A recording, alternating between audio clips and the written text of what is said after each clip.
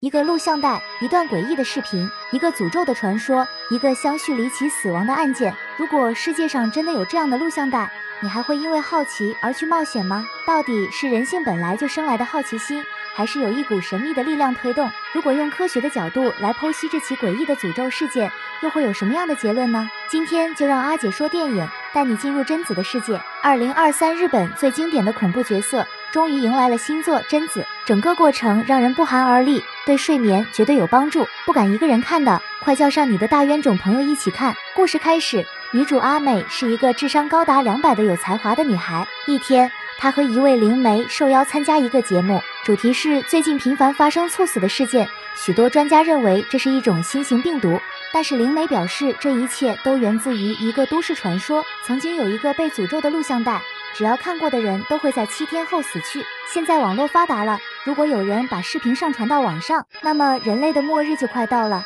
并呼吁大家不要因为好奇心为让自己冒险。这种危言耸听的说法自然引起了阿美的反对。信奉科学的她则表示这都是心理作用，觉得自己中了诅咒。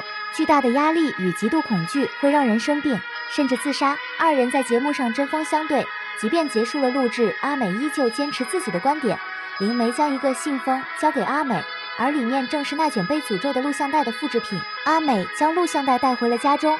深夜，妹妹双叶好奇心过剩，悄悄来到阁楼，从衣橱中找到录像带，接着便迫不及待地打开了电视。画面中出现了一口深井，随着视角的转换，似乎有什么东西要从深井中爬出。随着视角向上，可以看出录制的人在井底。紧接着画面不断上移，井中人终于爬到地面。妹妹赫然发现井外就是他们家。下一秒视频故障，画面消失。妹妹小心翼翼地打开房门，不远处竟然站着一位白衣女人。她害怕地缩回脑袋，在探出头时，女人已经消失不见。妹妹以为自己神经过敏，第二天照常上课，无意间瞥见楼下有个怪人，正要看仔细一些时，却被老师抓住。与此同时，阿美因为节目名声大噪，她经常收到网友的私信。一条奇怪的视频引起阿美的注意，画面中的女人一脸惊恐，盯着身边的空地说话，随后被无情的手掐住，一个翻身倒在地上，当场毙命。这确实很难用科学解释，阿美也觉得蹊跷。就在这时，妹妹打来电话，坦白昨晚10点左右偷看了视频，而且真的看到鬼魂。她现在就站在楼下，不过不是阿美口中的长发女鬼，而是一个秃顶大叔，跟老家隔壁住院的叔叔长得一样。他一直站在远处看着妹妹，而且除了妹妹，大家都看不到那位大叔。阿美决定调查一下，她先去找灵媒问话。谁知一到门口，楼顶就有一个男人闹自杀，他就是私信视频中受害女人的男友小刚。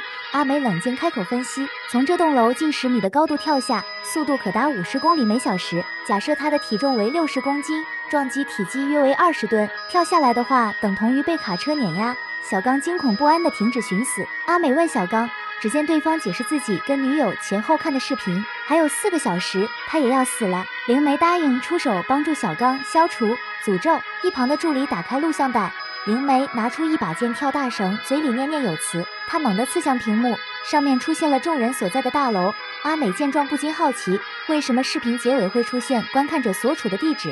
小刚插嘴解释，因为贞子会来找看视频的人。灵媒表示诅咒已解除，小刚不会有危险了。阿美闻言率先离开，没想到小刚追了上来。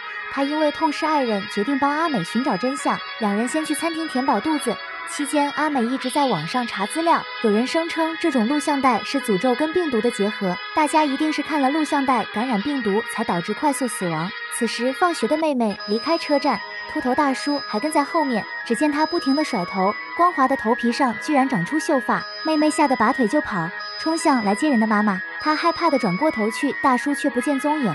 就在妹妹松了口气时，身后突然洒下很多水，叽的一声掉在地上，头发已经长到盖住面孔，脸也渐渐变成女孩子。妹妹吓得要死，妈妈却看不见任何异样。母女俩飞速赶回，门口却站着另一个女鬼。妹妹跑到门口喊妈妈快点开门，她好赶紧躲到室内，不料手腕被对方抓住，妈妈什么都看不到，一脸懵逼地拉上门，女儿却紧盯着门外。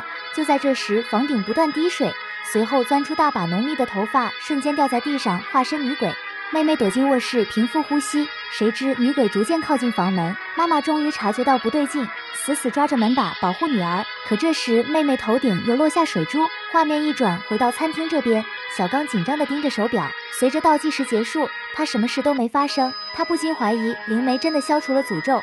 小刚死里逃生，松了一口气。而阿美联系上帮手，对方也在调查诅咒的事。传播录像带的人将死亡倒计时的时限定为24小时，一定是在测试病毒潜伏期，而且只有感染病毒的人才能看到鬼魂。为了了解更多细节，两人打算再看一遍影片。小刚领着阿美回公寓，他赶紧拿出机器播放影片，画面中的水井再次出现。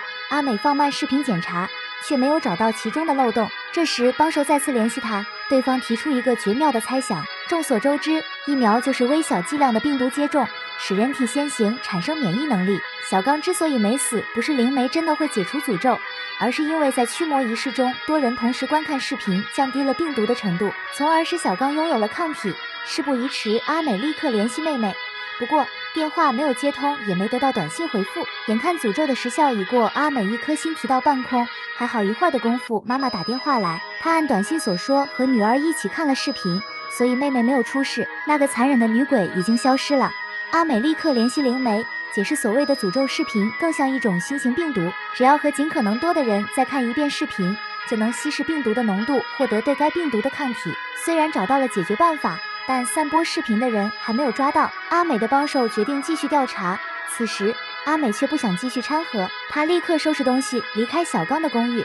她在社交媒体发布解决方法，希望帮更多人逃离危机。而灵媒翻看网上的评论，大家都在嘲笑她的迷信，灵媒只能借酒消愁。谁知白衣鬼找上门来。与此同时，妹妹告诉阿美，自己看完录像带后确实有鬼跟在身边。阿美解释这是病毒感染引发的幻觉，不需要害怕。话音刚落，阿美的帮手发来私信说，诅咒视频的始作俑者就是灵媒，还附带了对方居住的神社以及警方发布的图片，其中录像带的画面上有一个特殊的花纹。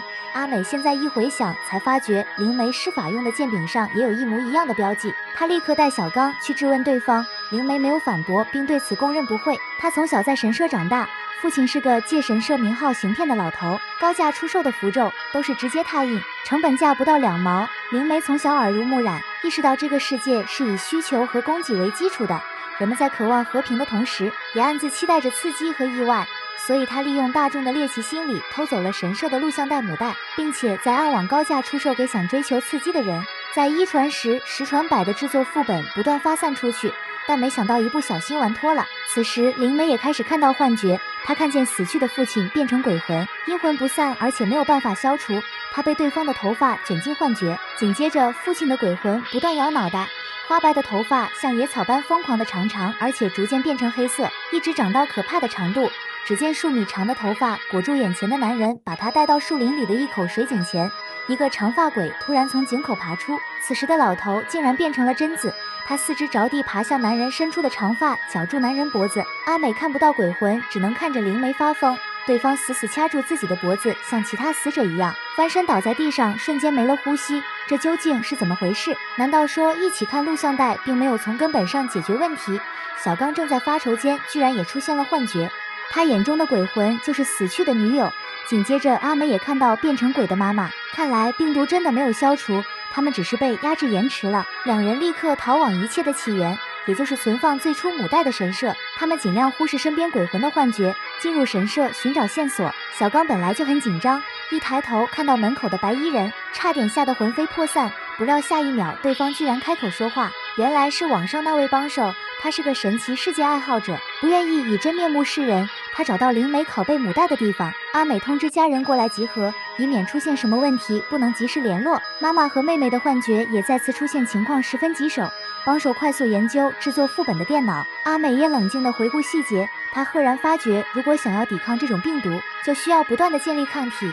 也就是说，大家必须每24小时聚集观看一次视频，借此产生新的抗体，持续压制病毒的复发。阿美立刻叫着两人组装电视录放机，妈妈跟妹妹也及时赶到，大家聚在院子收看影片，但是来不及将全片看完。不同形态的贞子聚在周围，一起甩着脑袋伸出长发，将他们各自卷进幻觉。阿美等人也来到那口水井前，全程戴着面罩，没看过视频的帮手完全看不到幻觉。他挨个扶正被幻觉控制的阿美等人，确认对方脸朝着电视机。自此时从井口缓缓爬出，伸出长发缠住阿美。贞子将他们拉到井口，就在阿美快要被按进水井时，影片终于快要放完，每个人总算撑到画面结束。他们又获得了24小时的倒数期限。